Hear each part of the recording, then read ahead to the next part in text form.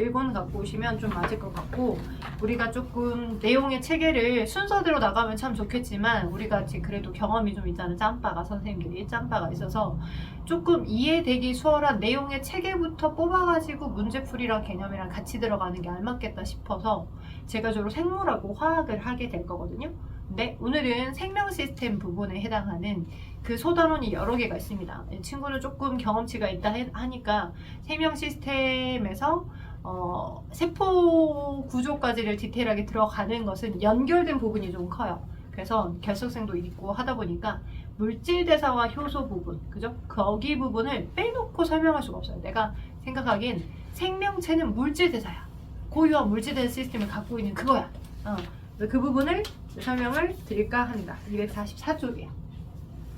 저는 244쪽에 물질 대사를 돕는 생체 촉매에 해당하는 그 부분을 설명을 하고 관련된 효소학과 관련된 문제도 조금 풀어볼 수 있도록 해보도록 하겠습니다. 244쪽 했나요? 얍얍 244쪽. 자, 볼게요. 자, 그럼 물질 대사가 뭐냐? 물질 대사. 여러분 이제 화학을 하면서도 이해를 하시겠지만 물질 대사는 생명체 내에서, 그러니까 특수한 케이스야. 그러니까 우리 몸 바깥에서 실험실에서 한꺼번에 일어나는 화학 반응도 있을 수 있어. 실험실, 우리 몸 밖에서 일어나는 실험실 상황에서 나타나는 화학 반응은 뭔가 발화점 이상의 열 에너지가 흡수가 되어야지만 얘가 화학 반응이 생기겠지. 불이 타기도 하겠고 등등의 여러 일들이 생길 거잖아. 근데 얘는 어떤 제한 조건이 있어. 무슨 제한 조건이냐면 세포라고 하는 생명체 내에서 일어나는 화학 반응이야. 우리 몸 내에서 일어나는 화학 반응. 화학 반응이라 하면 뭐야? 특정 원자들이 있으면 그 원자를 결합하고 있는 전자들이 있고 그 전자 간의 결합이 서로 바뀌면서 새로운 분자가 만들어진 형태로 화학 반응이 생기죠. 3학년 1학년 때 배웠던 저 언저리의 기억을 끄집어내보면 우리 이제 화학 변화, 물리 변화 배웠던 기억나죠? 물리 변화는 분자는 안 바뀌어. 그지? 분자 간의 거리만 멀어지는 것뿐. 고체 상태, 액체 상태, 기체 상태. 근데 분자 여러 종류가 있었는데 그 분자를 구성하고 있었던 원자 간의 결합이 끊어져서, 그지? CO2, H2 이렇게 있다라고 하면 이 원자 간의 결합이 끊어져서 새로 H 원자들끼리, O 원자들끼리 하는 새로운 분자가 탄생되는 거. 이런 게 화학 반응이었었잖아. 그지? 그런 화학 반응들이 일어나려면 뭐야? 이 O라고 하는 원자를 구성하고 있었던 이 내부에 원자는 중2 때 거 기억을 떠들어보면 모든 종류의 원자는 가운데 원자 핵하고 뭐가 있었어? 전자가 있었지. 전자가. 그지? 같은 개수만큼. 그리고 이 전자들도 나름의 정전기적인 인력과 청력의 합산에 의해서 돌아다니고 있는 상태일 거야. 이 원자라는 공간 내부를. 그런데 그 전자 간의 결합이 끊어지면서 새로 더 안정한 상태의 전자 배치를 형성을 해서 새로운 분자들이 형성되는 거야.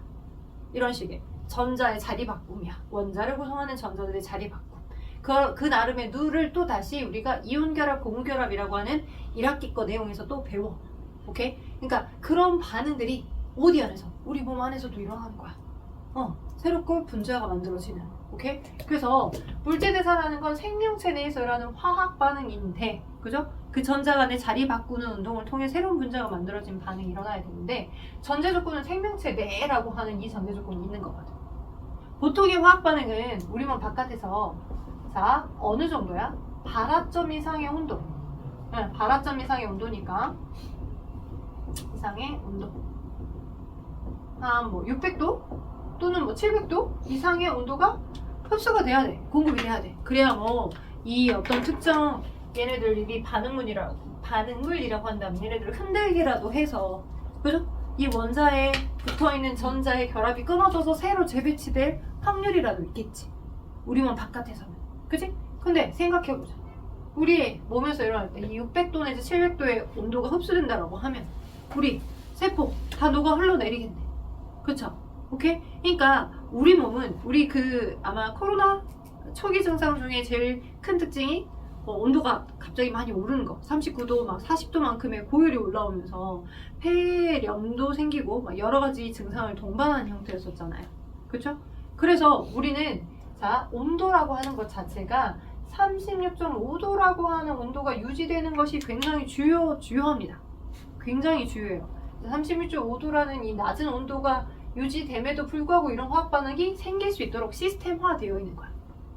오케이? 낮은 온도임에도 불구하고 이런 화학 반응이 동시에 잘 일어날 수 있도록, 그렇게 시스템화 될 수 있도록 누가 기여하고 있는 거냐면 특별하게 우리 생명체 내에 존재하는 효소라는 아이가, 효소라고 하는 아이가 시스템 이런 역할을 동요하고 있습니다. 그래서 효소를 빼놓고 물질대사를 설명할 수가 없어요. 그리고 고등학교 1학년 수업에서 이 효소가 이제 뭐 내용은, 그러니까 뭐 선생님이 워낙 수험지구에서 오래 있었기 때문에 많은 상담선어나 어머님들을 커넥을 할 일이 겨를이 많잖아요. 그래서 경험상 얘기를 해줘보면 뭐 시중 출판사에 해당하는 고일통합과 문제집을 7권이나 우리 아이가 고1 1학기 때 중간고사 때 데뷔한다고 7권을 다 풀었대. 다 맞았대. 다 맞고 준비를 했는데 어떻게 하면 뭐 어찌해서 이 내신에서 1등급이 안 나오냐고 그렇게 물어보시는 경우들이 있어요. 그러니까 그 아이가 열심히 공부했고 동그라미는 당연히 많이 맞았었겠죠.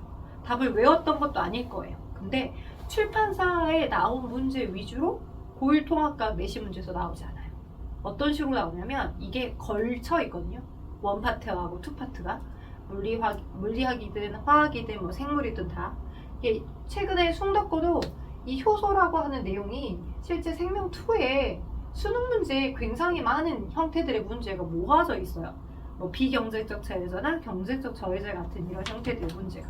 그래서 심화를 충분히 시킬 수 있고요. 학교 선생님이 학습지 한 장으로 이제 설명해줬어요. 그래프도 설명해주고. 근데 그 내용이 생명2에 있는 내용들에 해당하는 그래프 분석 문제들하고 이제 서술형 문제들이 이번에 내신에 나온 거죠. 근데 숭덕고만 그러냐? 그러지 않아요. 보통의 이제 상위권을 찾아내려고 하는 서강고들이랄지 등등등의 고등학교도 전광고랄지는 거의 대부분 그냥 일반 평이한 형태의 출판사 문제에서 나오지 않는다는 거. 그래서 여러분과 저와의 소통이 굉장히 필요로 해요. 학교에서 추가로 이런 게 나왔는데 여기 학습지에는 전혀 안 나왔고 이건 조금 고 수준의 하원 내용의 문제인 것 같다. 아니면 이건 선생님이 주신 자료인데 이렇게 냈다. 이거 어떻게 대비하냐라고 요청을 하시면 이제 여기 우리가 생투까지, 화투까지, 물투까지 다 진행하니까 추가 자료 주고 준비를 이제 조금 내용 정리를 해드릴 수 있죠. 그래야 1등급을 챙길 수 있습니다. 여튼 이런 노하우를 한번 알려드려 봤어요. 네, 자, 그래야 우는 아이 뭐 떡 하나 더 준다고 뭔가 꼼꼼히 여러분이 내신을 챙기셔야 돼요. 그러니까 보면 아이고 우리 학교에서는 이런 거 안 나와 라는 친구들이 운이 좋으면 중학교 때까지는 그래도 점수가 좀 잘 나오지만 고등학교 올라와서 크게 된통 당하는 경우도 있어요. 네. 왜냐면 선생님이 어떻게 될지 몰라요. 경험을 해봐야 알아요. 솔직히. 자, 여튼 좀 셌지만 여튼 효소를 빼놓고 물질대사를 설명할 수가 없더라. 효소 굉장히 중요하고 효소와 관련된 자료 분석 문제들이 다양한 형태들이 있어서 고난이도 수준으로도 충분히 나올 수 있더라 라고 말씀드렸고요. 그렇다면 그러면 물질대사부터 하나씩 싸북싸북 설명을 해볼게요. 245쪽에 해당하는 내용을 먼저 설명할게요.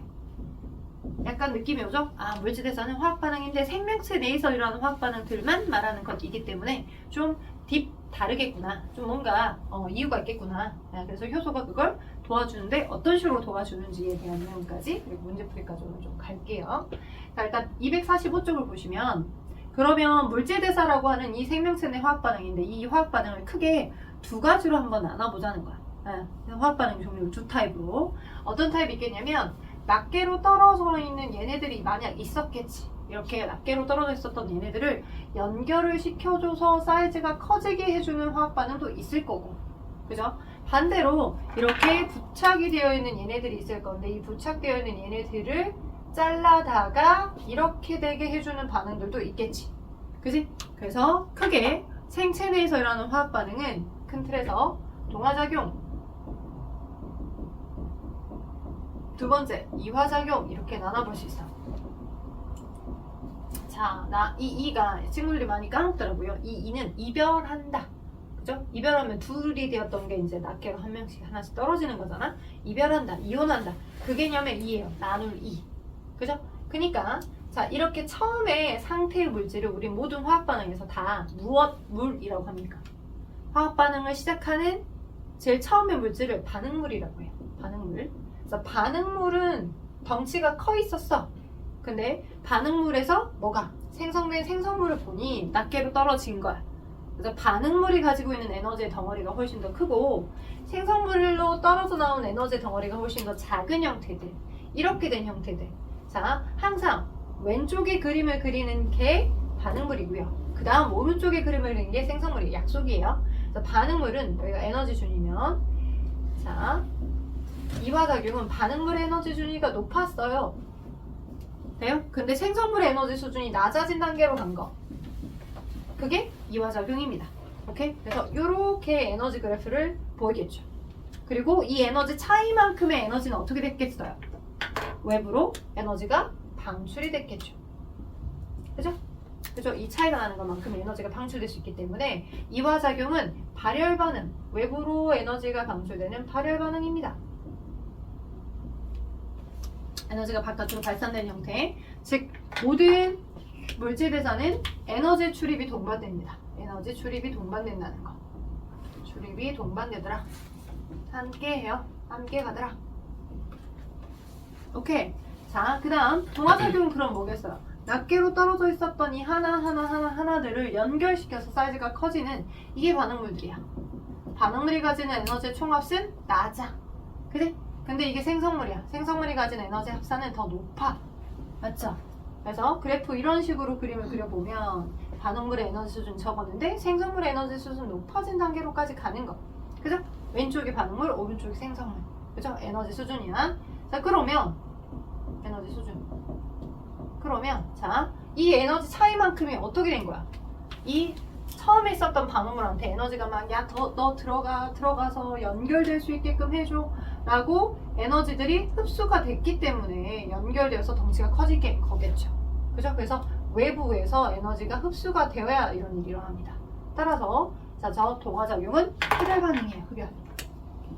자, 그렇다면 친구들이 이 예시는 조금 많이 이해할 수 있을 것 같은데 자, 대표적인 동화작용에 일어날 수 있는 화학 반응이 식물세포하고 동물세포 둘 다 중에 오케이? 기억나는 동화작용에 예에 해당하는 거 뭐 있을까?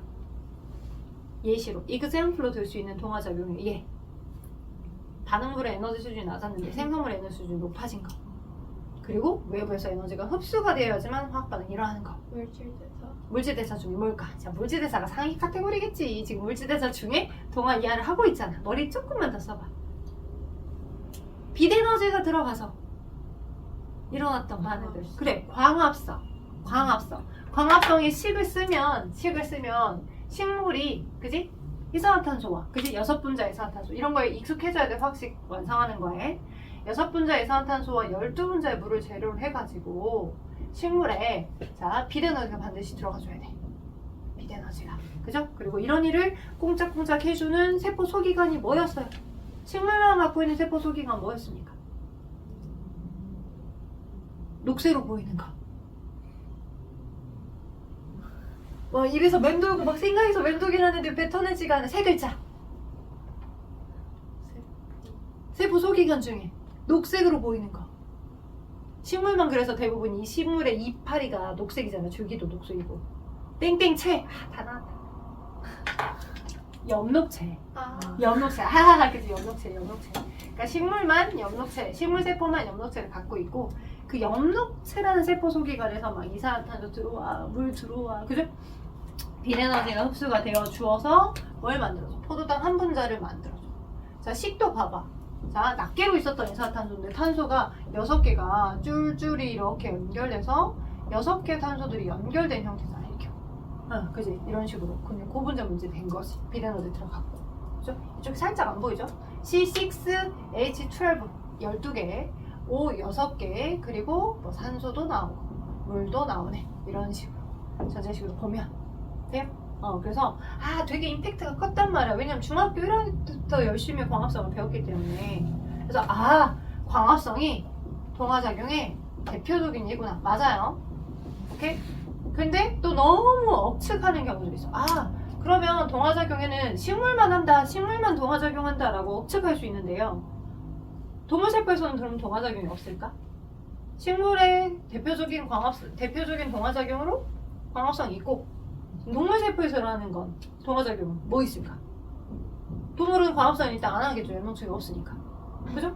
그럼 엽록체가 없으니까 광합성 안 하니까 그럼 동화작용을 안 한다? 안 할까? 뭐 할까? 그럼 동물 세포에서 일어날 수 있는 대표적인 동화작용에는 뭐가 있을까? 여러분 최근에 배웠어요. 그거 체세포 분열, 감수 분열 하면서도 배웠어요. 운동할 때 운동할 때? 어떻게? 운동할 때?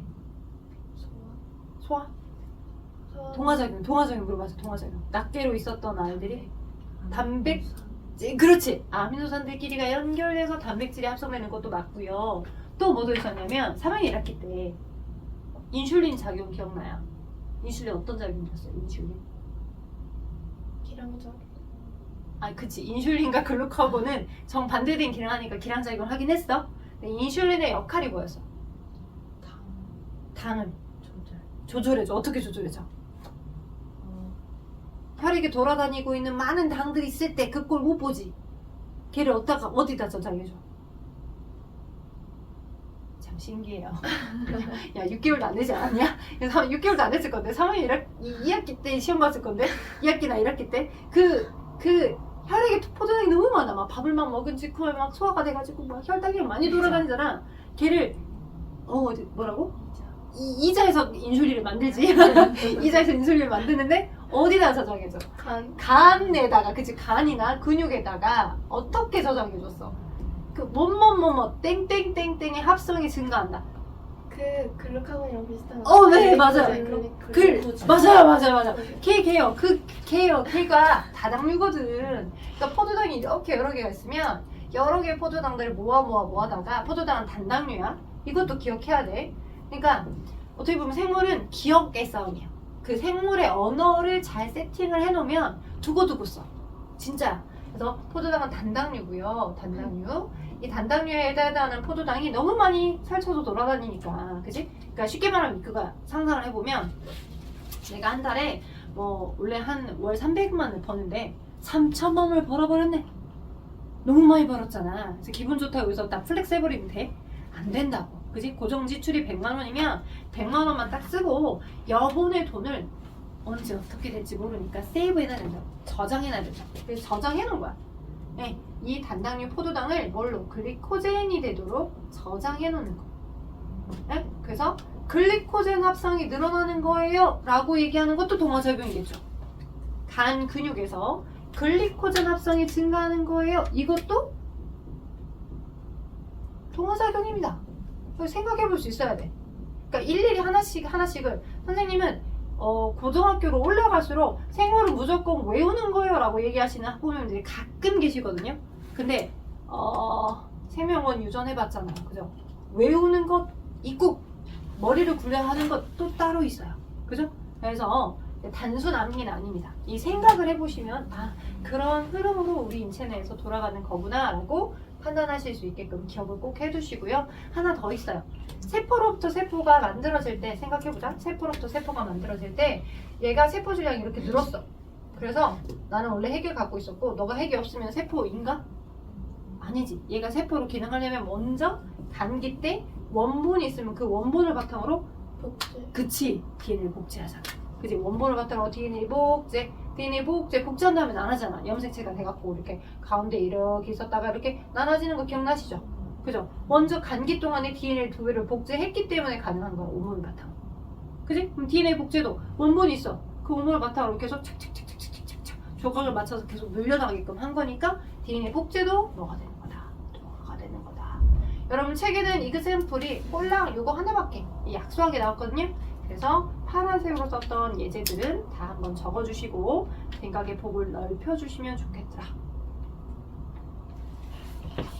오키도키.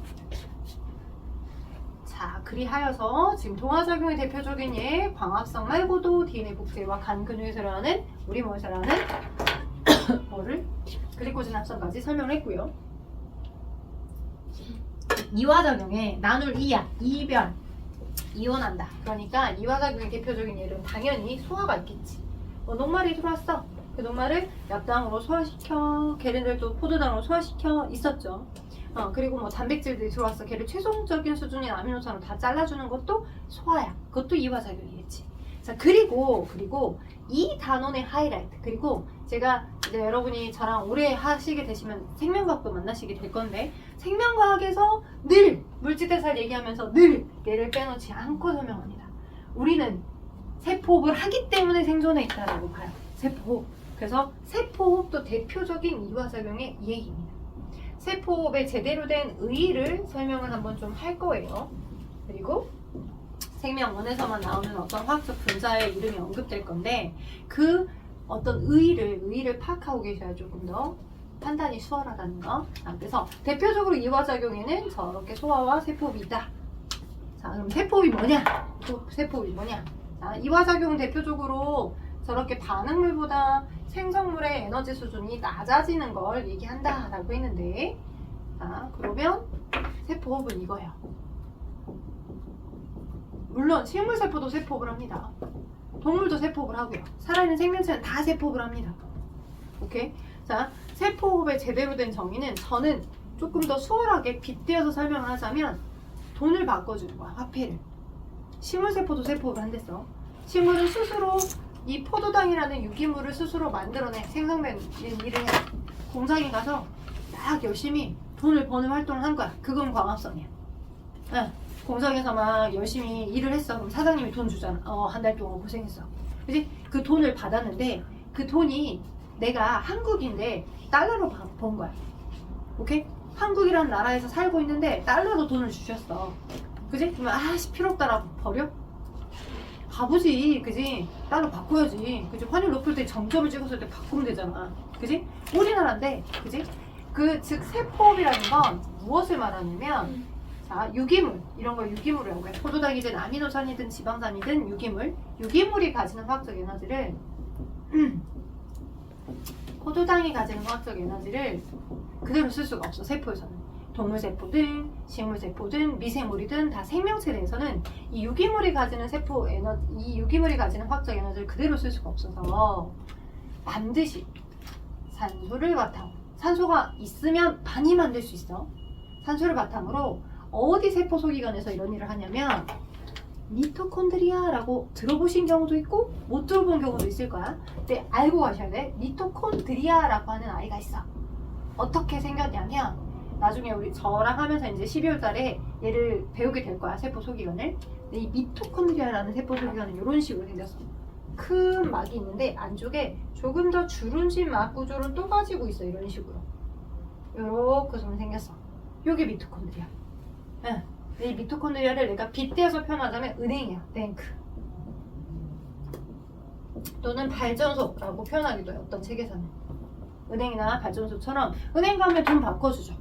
그죠? 달러를 우리나라 돈으로 바꿔주잖아. 그런 것처럼 돈을 바꿔주는 거야. 왜? 이 화학적 화폐 구조로는 이 세포에서 효소들한테 돈을 지불하면서 야, 너 이만큼 일해라, 야, 너 저만큼 일해라 라고 효소나 다른 겐체 얘네들한테 돈을 지불하면서 쓸 수가 없어. 그 나라에서 쓸 수 있는 돈은 아니다 보니까.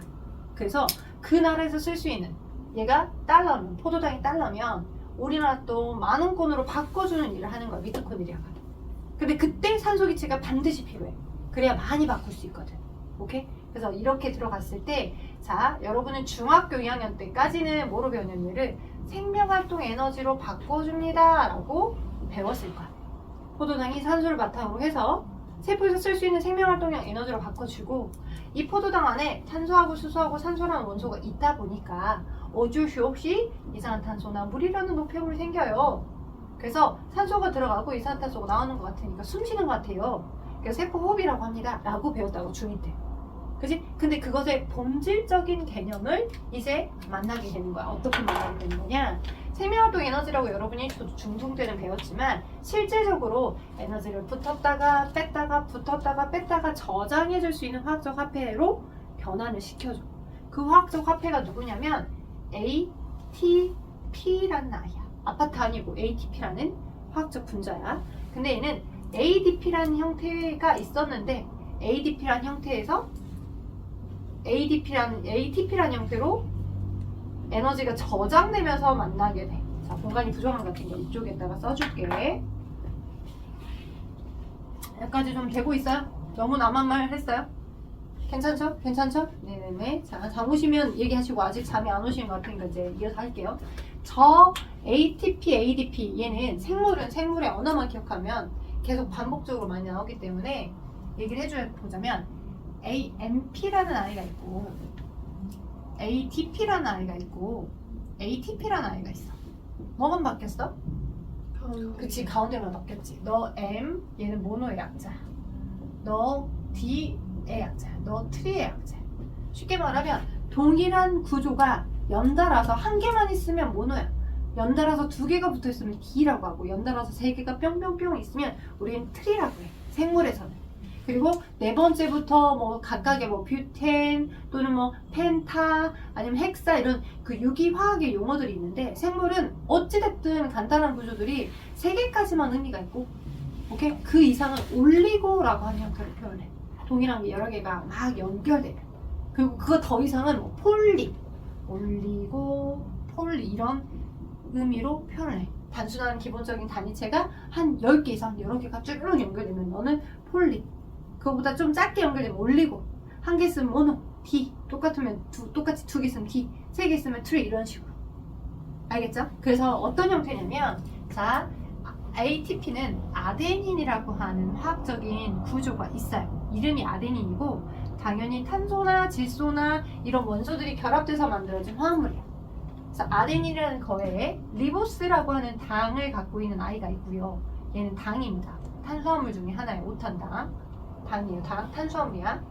자, 여기에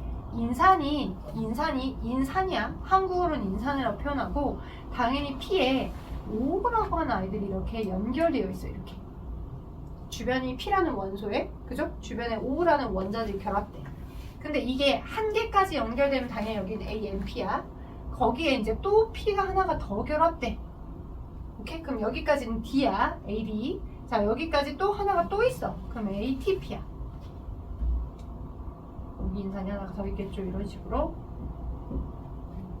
이제 하나, 둘, 세 개가 있으니까 우리는 이걸 ATP라고 하는 거야. 포스페이트라고 하는 인산이 세 개가 연결되어 있어요. 그럼 ATP.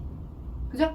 오케이? 그런데 자, 희한하게도 우리 인체는 탄소와 수소의 어떤 화학적 결합의 에너지들을 이런 형태에다가 에너지를 저장하는 거야. 야, 실험실에서 확인을 해봤더니 이 세 개가 쫄쫄이 결합된 여기까지를 ATP라고 하는 거지 지금. 왜냐면 하나, 둘, 세 개 있으니까. 돼요?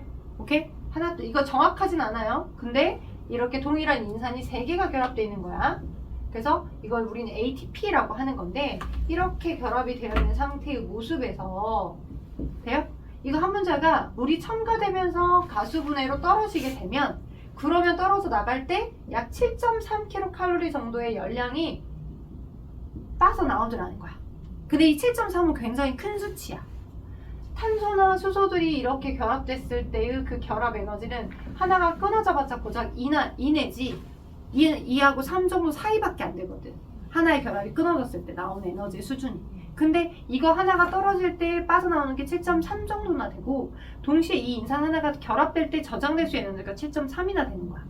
그렇게 조금은 생명체가 더 높은 수준의 에너지를 저장하고 빼내고 저장하고 빼낼 수 있는 형태로 나름 그런 체계를 고유하게 갖고 있기 때문에 생명체가 효율적으로 에너지를 이제 공급해 주면서 쓸 수 있는 거야. 생명체 내에서.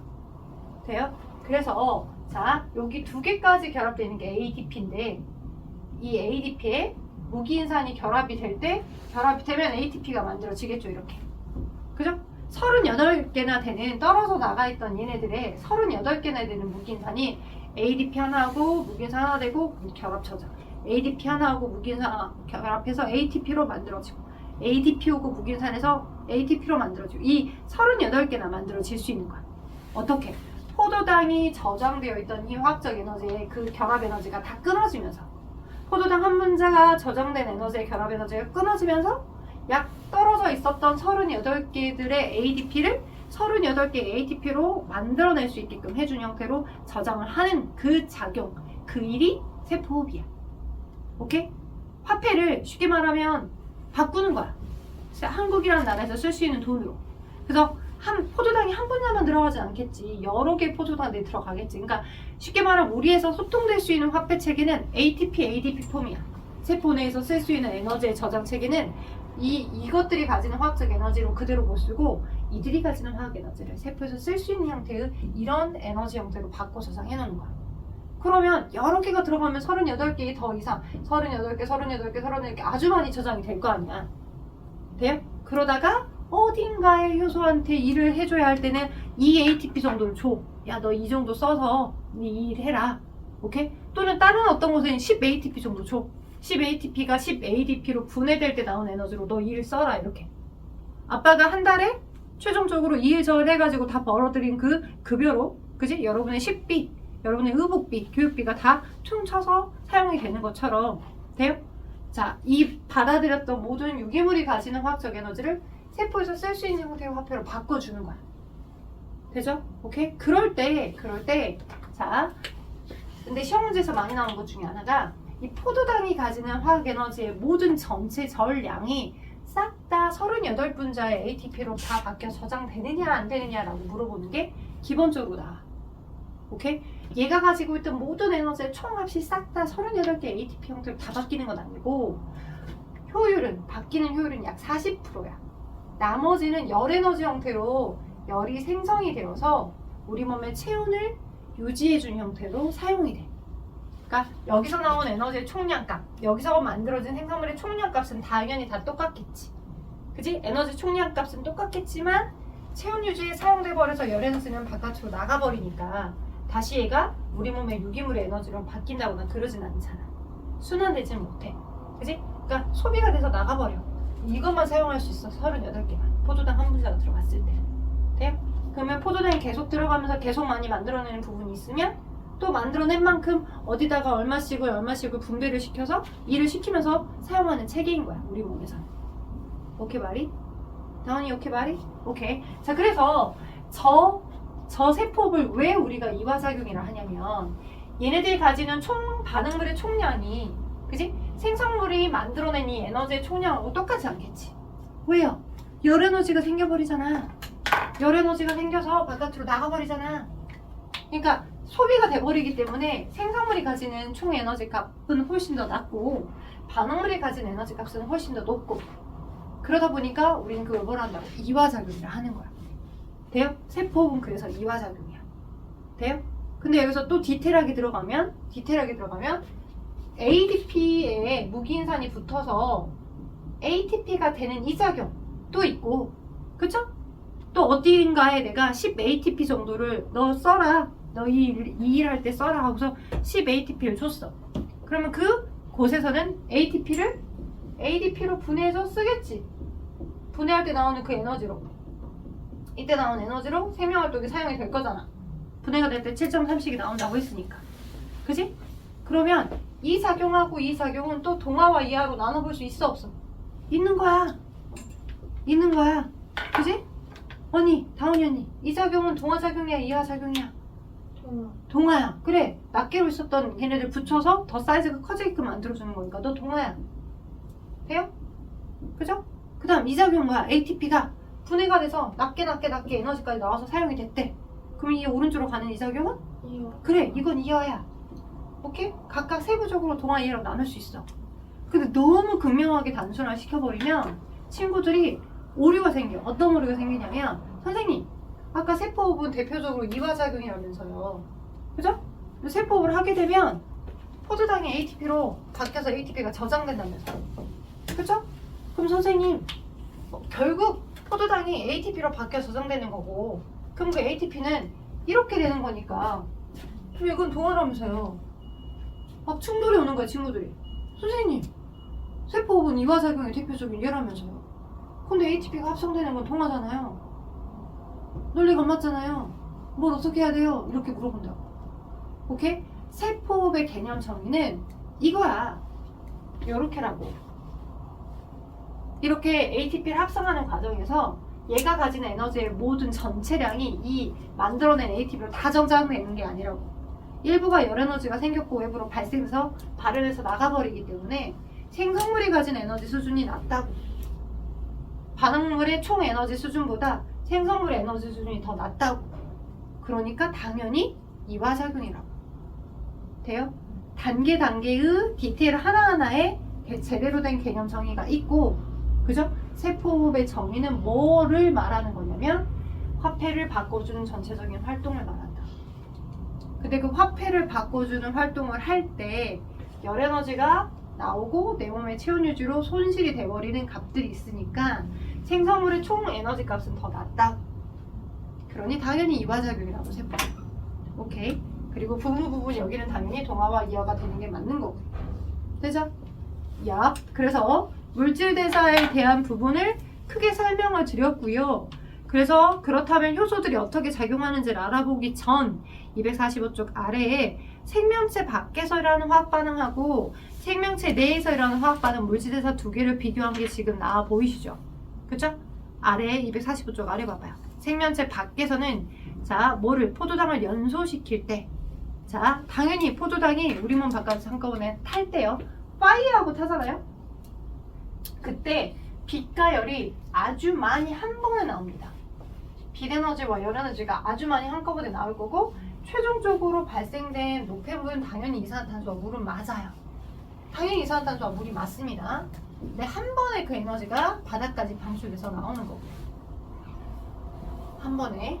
자, 근데 얘네들은 어때요? 단계를 거치면서 이때도 ATP 나와, ATP 나와, ATP 나와, ATP 나와, ATP 나와, ATP 나와. 그래서 그 만들어진 모든 ATP를 봤더니 전체 한 38개 ATP로 저장이 되더라는 거지. 포도당 한 분자가 들어갔고 산소가 들어갔을 때 단계적으로 이 형태로 저장이 되는 거고 어쩔 수 없이 발생된 노폐물도 당연히 이산화탄소와 물이 된다라는 거죠. 오케이? 이산화탄소와 물이 된다라고 보시면 될 것 같습니다. 우리 몸 바깥에서 탈 때는 빛과 열의 형태로 한 번에 나와요. 이때도 열 에너지가 일부 나와서 체온 조절에 사용이 되는 거고요. 맞죠? 자, 몹시 많이 힘들어하는 경우가 있어서 제가 조금 더 설명을 하긴 해야 되는데 문제를 한번 잠깐 풀어봐야 잠이 깰 것 같은 느낌. 살짝 넘겨서 자, 250쪽 한번 봐보시면 250쪽 제가 계속 설명했던 내용이 250쪽에 보면 2번에 조금 더 이제 잠깐 쉬었다가 효소학에 대해서는 더 디테일하게 들어갈 거야. 오케이? 근데 250쪽 2번에 보시면 방금 설명했던 연소와 세포호흡의 개념적인 차이를 설명을 해드렸어요. 오케이? 그리고 우리 몸에서 왜 그렇게 많은 종류의 효소가 필요하냐라고 등등등에 대한 설명들도 잘 나와 있고요. 그래서 그거 내용 한번 읽어보시고 잠깐 여기를 한번 풀어봅시다. 252쪽에 자 3번 하고요. 아 3번 안되겠다. 4번만 한번 풀어봅시다. 4번 풀고 잠깐 쉬었다가 조금 더 할 얘기가 많은 걸로 갈게요. 4번만 풀어봅시다. 지금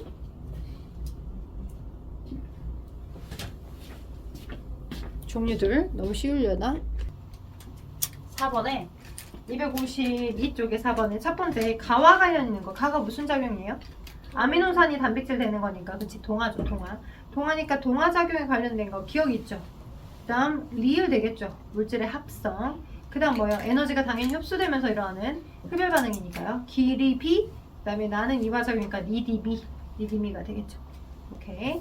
자, 그래서 힘들어하시는 친구 있는 것 같아서 살짝 한 10분만 쉬었다가 9시에 12분에 지금 52분이니까 좀 주무시고 네 10분 뒤에 이어서 합시다. 우리 인체가 36.5도밖에 안 되는 낮은 온도야. 일반적으로 실험실 바깥에서 사용해준 온도보다 훨씬 더 온도가 낮잖아. 낮음에도 불구하고 그죠? 페이지 244쪽 할 거야. 낮은 온도임에도 불구하고 화학 반응이 진짜 잘 일어날 수 있는 이유는 누구 때문이냐면 화학 반응의 속도를 빠르게 해주는 일꾼인 효소를 우리가 쓰고 있기 때문에 화학 반응의 속도를 빠르게 해주는 일꾼을 우리 생명체 내에서 스스로 셀프로 만들어서 그 효소 덕분에 일을 진행하고 있기 때문에 그렇거든요. 그래서 효소에 대해서 조금 더 언급을 할 겁니다. 효소. 근데 이 효소는 일종의 효소를 언급할 때 다양한 멘트들을 씁니다. 왜냐하면 자 촉매라고 하는 용어가 실제 실험실에서 사용되는 용어였었어요. 오케이? 그러니까 촉매는 화학 반응의 속도를 이제 빠르게 해주거나 또는 느리게 해주거나 두 역할을 다 해준 아이야. 우리가 하이타입이라는 교재를 왜 선정을 했냐면 되게 까먹은 부분이 없이 내용이 디테일하게 다 필요한 부분들이 다 정선되어서 잘 설명되어 있기 때문에 뭔가 심화적인 부분을 이끌어갈 때도 좀 더 수월한 부분이어서 이 책을 선정을 했거든요. 그리고 나중에 이제 학기가 제대로 시작이 되면 아마 서브 교재를 하나 더 쓸 거예요. 근데 이제 그건 조금 문제가 조금 더 심화되고 여기 물론 그 단원평가 문제에도 심화된 유형의 문제가 한두 개가 들어있기 때문에 놓치면 절대 안 됩니다. 아무튼 그래서 내용에 촉매라고 나와 있죠, 여러분. 책 244쪽에 촉매라고. 촉매는 그래서 반응 속도를 빠르게 해주거나 속도를 빠르게 해주거나 느리게 하거나 역할을 하는 아이들을 촉매라고 합니다. 정확하게 그래서 빠르게 해준 아이들은 정촉매고요. 일부러 실험실 상황에서 조금 더 느리게 해줄 필요가 있을 때 쓰는 아이들도 있습니다. 그 아이는 역촉매라고 합니다. 근데 우리 몸 인체는 온도가 낮기 때문에 역촉매를 일부러 일으키게 해줄 필요까지는 없겠죠. 그래서 주로 우리 몸에서 사용되는 효소 역할을 해주는 그 아이들은 정촉매 역할을 해주는 아이들이에요. 다 정촉매. 쌤, 네. 역촉매랑 부촉매랑 같아요? 네, 그럴 거예요. 역촉매랑 부촉매랑 같을 겁니다. 자, 그래서 반응속도 증가시 감소시킨 만천하려고 뭐 어디 부촉매가 나와 있어요 지금? 그 촉매와 화학 반응 있어서 2-1에 있어요. 낮추거나 아니요, 부촉매랑 달라요. 잠깐만요. 촉매는 활산을 낮춰서 반응속 빠르게 정촉매. 예, 부촉매라고 언급이 됐네요. 예전에는 역촉매라는 표현을 했는데 지금은 부촉매라고 멘트가 바뀌었나 봅니다. 그럼 같아요? 네, 같아요. 자, 그래서 여러분 책에는 부촉매, 그다음에 정촉매 두 개가 나와 있는데 지금 실제 우리 인체에서 사용될 수 있는 효소들은 대체적으로 다 정촉매 역할을 해준 아이들. 그리고 얘네들의 주된 성분들이 효소의 주된 성분들이 단백질로 구성되어 있어. 효소의 주성분은 단백질이야. 이렇게 주된 성분이 단백질이다 보니까 생체에서 스스로 만들어낸 형태잖아요. 내가 가지고 있던 내 유전 정보의 조합으로 여러 아미노산들이 순서대로 결합되어서 길에서 만들어진 형태들이다 보니까 우리 인체에서 스스로 만들어낸 거야, 셀프로. 그래서 그거 우리 생체 촉매라고 하는 거야. 생물은 언어학이야, 어떻게 보면. 그들이 쓰는 언어를 우리가 얼마나 다 적절하게 쓰는지도 필요한 부분이야. 그래서 생체 촉매라고도 표현하고 정촉매, 속도에 따라서 정촉매라도 표현하고 단백질이라고 하는 형태들로 효소들이 만들어지기 때문에 유기물질로 만들어졌다라고 하여 유기촉매라고도 표현해. 무기촉매가 아니라 유기촉매. 유기물로 이루어진 촉매.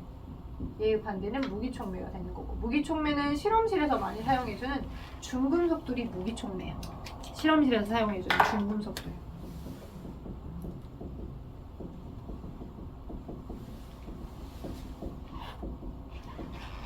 오케이? 근데 이제 우리는 단백질로 이루어진 우리 몸이 스스로 셀프로 만들어진 형태니까 정촉매, 생체촉매, 유기촉매라는 단어들로 표현한다.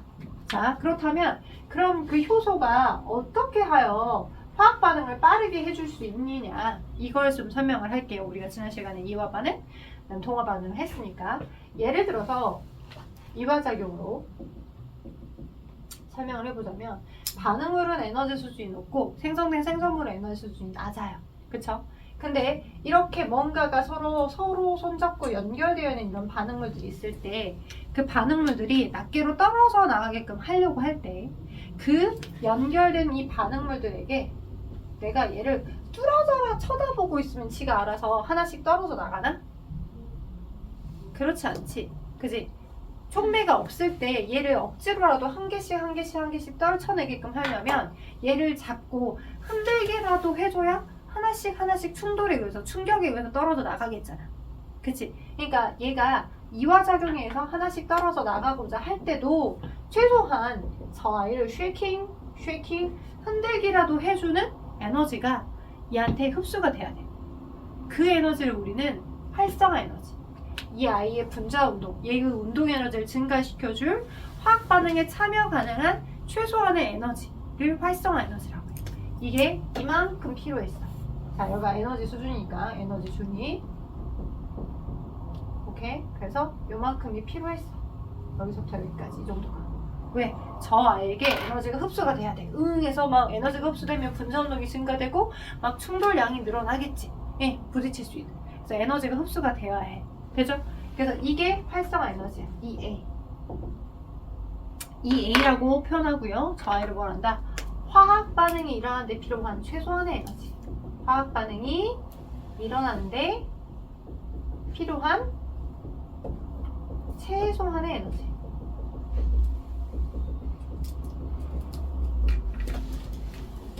라고 합니다. 화학 반응이 일어나는데 필요한 최소한의 에너지. EA.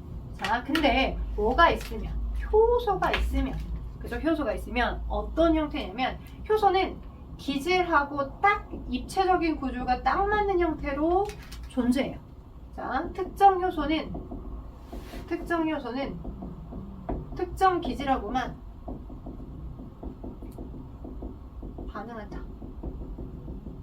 여러분 아마 중학교 2학년 1학기 때 여러분 2학년 1학기 때 제일 여러분을 힘들게 했던 단원이 뭐였습니까? 소화 단원. 여러 효소 이름들, 아밀레이스. 그죠? 아밀레이스는 녹말을 만났을 단백질을 하나도 소화 안 시켜. 아밀레이스가 한 가지 소화효소가 모든 영양소를 다 소화시킨 게 아니라 한 가지 소화효소는 딱 한 가지 영양소만 인식해서 딱 잘라주는 기능을 해줬었잖아. 그치? 그런 것처럼 뭐가 효소라고 하는 아이의 입체적인 구조가 내가 반응할 그 반응물하고 딱 입체적인 구조가 딱 맞아. 단백질로 구성되어 있는 그 아이의 입체적인 구조가 이런 식으로 이렇게 된 아이하고만 입체적인 구조가 딱 닮았고요. 그 기질과 이 아이가 안정적으로 잘 결합된 형태를, 효소와 저 반응물이 안정적으로 잘 결합된 이 형태를 효소기질복합체라고 해요. 이런 단어들도 많이 나오니까 알아두셔야 돼. 효소기질복합체가 형성이 될 때 굉장히 이 안에서 어떤 일이 일어나냐면 저 아이의 여러 화학적인 반응이 일어날 수 있도록 하기 위한, 어차피 효소도 단백질로 이루어졌잖아. 아까 효소의 주성분이 단백질이었잖아. 그리고 단백질은 우리가 이제 나중에도 더 배우겠지만 아미노산들이 결합되어 만들어져. 아미노산의 기본 구조가 이렇게 생겼어. 아미노산의 기본 구조 이렇게 생겼어. 아미노산이 1번부터 20번까지 20여 개가 있거든.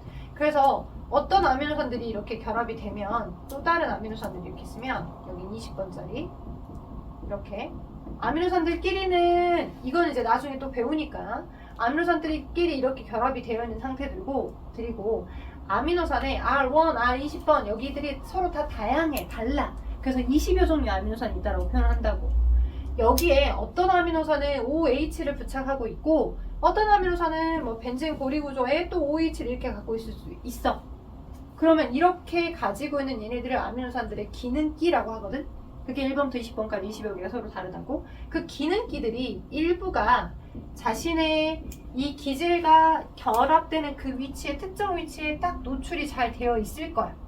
그래서 전자를 서로 조금 더 수월하게 주거니 받거니를 해줄 수 있는 구조로 되어 있다고, 효소가.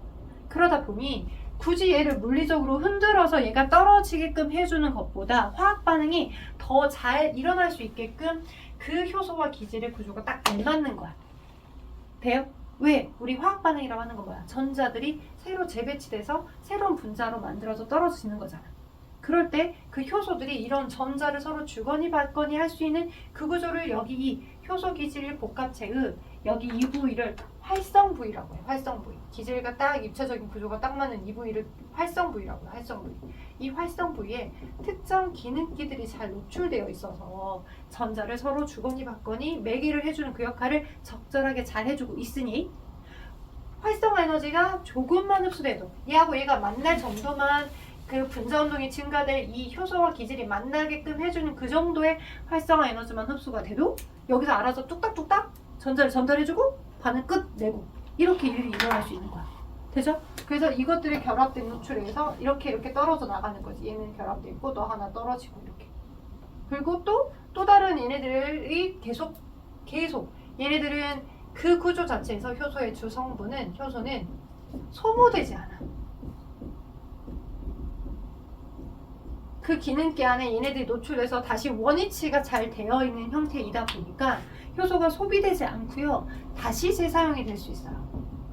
그게 제일 중요합니다. 효소는 재사용이 가능해요. 소모되지 않는다는 거. 오케이? 주 역할은 뭐다? EA를 낮추어서 화학 반응이 수월하게 일어납니다. 되죠? 그래서 실제 효소가 없을 때는 저 정도 에너지가 흡수가 돼야지 찐툰이었는데 효소가 있게 되면 이 정도의 에너지만 들어가도 동일한 화학 반응이 일어나는 거야. 오케이? 효소가 있을 때의 엔자임이라고 합니다. 효소를 E가 있을 때, 그래서 줄여서 E라고 표현할게요. E가 있을 때의 활성화 에너지. 네, 그래서 EA를 낮춰서 화학 반응이 일어나게끔 하는 거예요. 되겠죠? 오케이? 자, 근데 자, 가끔씩 문제에서 여러분을 헷갈리게 하는 것 중에 하나가 뭐이냐면 반응열이라고 하는 아입니다. 반응열. 반응열은 원래 반응물이 가지는 에너지 값에서 생성물이 가진 에너지 값을 뺀 차이만큼을 반응열이라고 해요. 오케이? 그 실질적인 화학 반응에 반응물이 가진 에너지 값에서 생성물이 가진 에너지 값을 빼준 거. 그게 반응열이에요. 반응열. 반응열은 반응물의 에너지 준위에서 생성물의 에너지 준위를 뺀 값.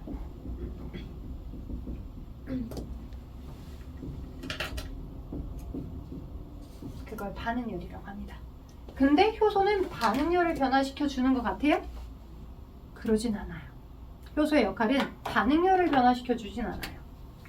돼요? 효소의 역할은 반응열을 변화시켜 주진 않는다. 반응열의 변화는 없다. 효소가 사용됐다고 해서 반응열을 변화시켜 주는 건 아니라는 걸 기억하시면 좋겠습니다. 그죠?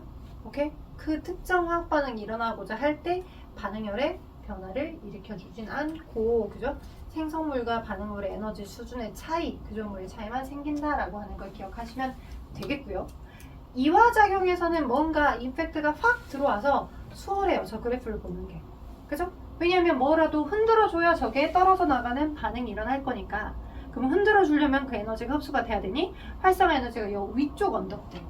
그리고 효소는 당연히 기능기를 가지고 있어서 이 찐퉁의 활성화 에너지가 흡수가 되지 않더라도 그 특정 효소와 이 기질이 만나기만이라도 하면 거기서 반응이 매개될 수 있는 뭐가 있으니까 수월하게 활성화 에너지가 조금만 제공되어도 화학 반응이 일어나. 이렇게.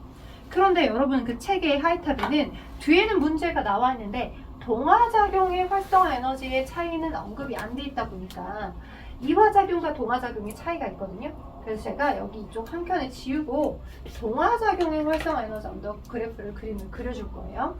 그래서 친구들이 많이 틀려요. 이화작용만 딱 기억을 하고 있어서 저 위쪽 언저리 부분 어둠에 그 정도만 기억을 하고 있다가 동화작용에서 오답이 생겨서 동화작용 걸 그려줄게요. 너무 빨라요? 근데 246쪽이죠. 제가 지금 설명하는 건? 네. 아니요, 제가 지금 설명하는 거가 246쪽의 윗부분에 있었고요. 네, 246쪽 여기 이 부분은 246쪽 내용을 설명을 했고요. 그리고 그래프 부분은 244쪽 이걸 설명했고요. 244쪽과 246쪽에 안 나와 있는 동화작용 그래프를 아무 공간에다가 하나 적어주면 좋을 것 같아요. 여기 지금 쓸 거 이제.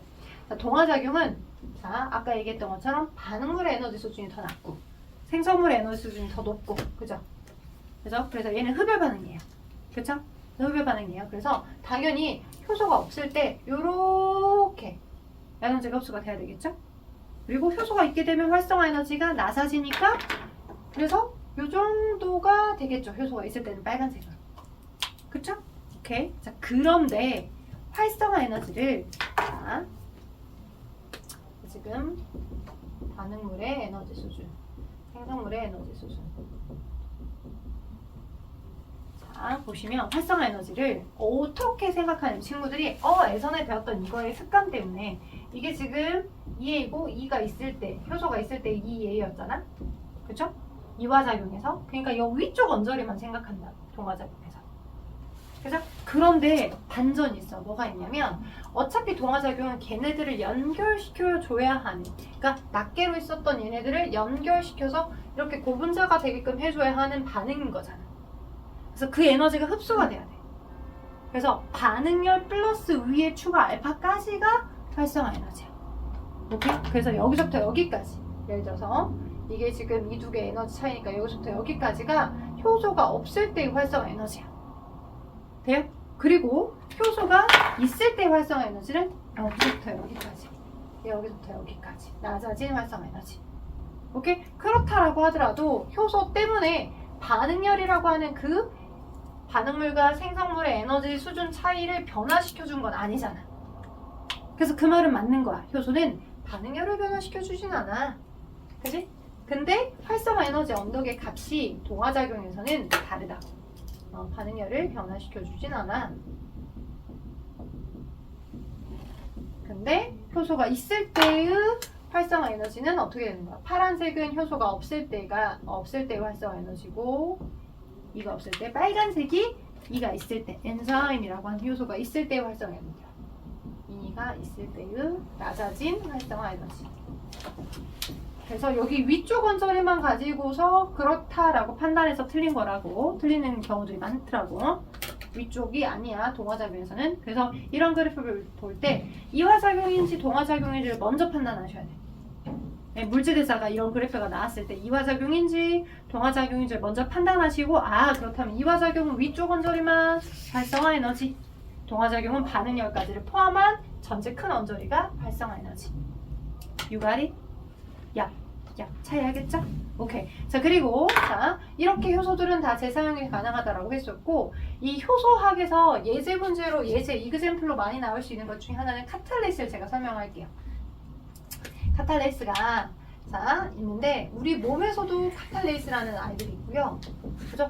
아주 많은 효소가 있습니다. 우리 몸에는 소화효소들이 있었어요. 아밀레이스, 트립신, 라이페이스. 걔네들은 큰 문제를 작은 문제로 잘라주게끔 해주는 소화효소들이었었고요.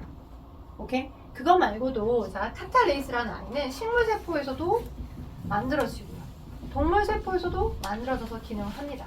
어떤 기능을 수행하냐면요. 식물세포는 과산화수소라고 하는 아이들을 분해해줘요. 우리 몸에서 화학 반응하다 보면 과산화수소라고 하는 아이가 생성이 됩니다. H2O2. 근데 걔네들이 빠르게 분해가 돼야 돼.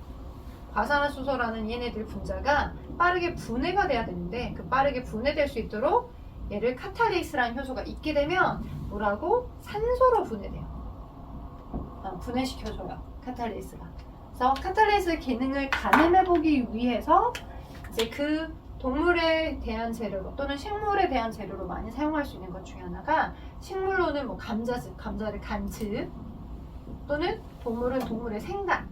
우리 가끔 쇠고기, 그죠? 쇠고기, 그 생고기 같은 거 시켜 먹을 때 생간하고 천엽 같은 거 나오잖아요. 그런 거.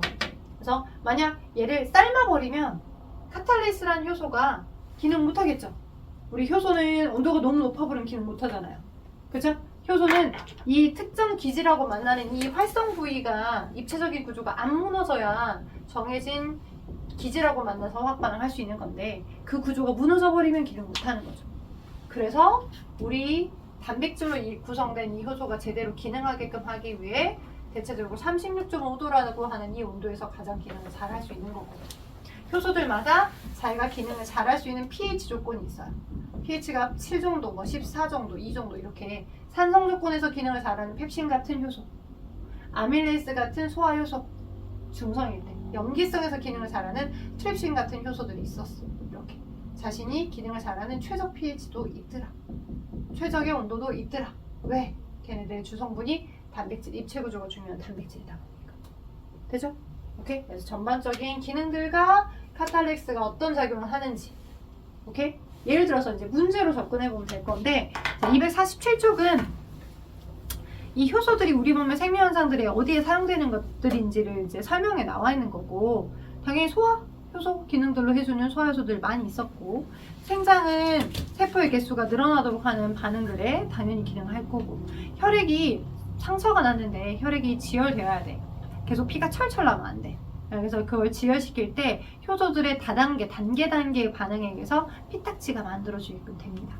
그리고 해독작용에서도 간에 여러 가지 알코올이나 약물들을 소화시킬 때 보통 우리 또 이 해독 작용하니까 예전에 내가 과에 있었던 오빠가 생각나는데 그 오빠는 알코올 분해 효소가 거의 없나 봐. 그러니까 간에서 알코올을 분해하는 효소들을 만들어내는데 집 유전상 술에 너무 취약해. 그래서 보통 이제 생물 실험실 같은 경우에는 알코올 소독을 많이 쓰잖아. 그래서 이렇게 칙칙칙 스프레이로 뿌려서 한단 말이야. 그럼 그 오빠 앞에다가 스프레이 뿌리잖아. 그럼 얼굴이 빨개져. 알코올이 향기로 들어와도 그 향기로 소독, 그러니까 해독 자체가 안 되는 거야. 술 취한 것처럼 빨개질 만큼. 그것도 알코올을 해독시키는 효소들도 마찬가지 우리 몸에서 기능해주는 효소의 역할이다 라고 보시면 됩니다. 자, 그래서 다 기본적으로 읽어보시면 여러분이 알 수 있는 부분이기 때문에 제가 잠깐 시간을 드릴 테니까요. 넘겨서 여기 개념 문제는 되게 수월할 수 있어요. 252쪽에서부터 253쪽을 지금 풀어주세요.